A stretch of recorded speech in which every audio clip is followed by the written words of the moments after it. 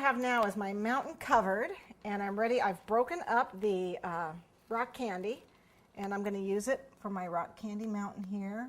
So I have outcroppings. You can use clear. Clear works really well, but I have green, so that's what we're using. These pieces looks like bushes on my mountain. Continue on. Just place it all around. Actually, I'll put some down here too. It's pretty. And then if I want trees, my candy corn, obviously you can't use the red, but you can actually cut this off with your scissors. And then if you place them on here, they'll look like trees.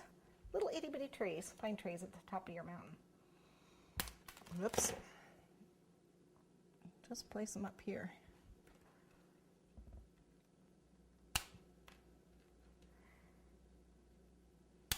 So we have a little outcropping of trees here.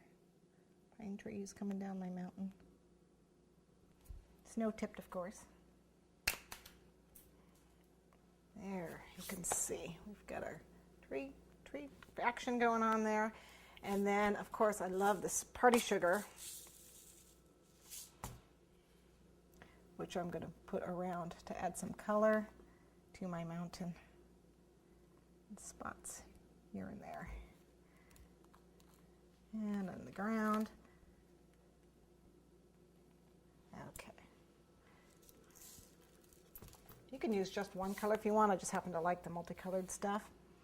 And then last but not least, I do want to put some snow on here. You can actually even add some more glitz with some of the edible glitter, but I'm just going to put some snow on here, and I'm going to use my sifter, well, my sieve, and my powdered sugar to do that.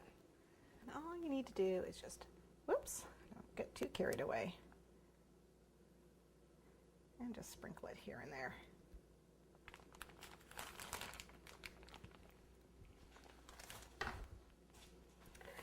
Okay, and that completes our candy train.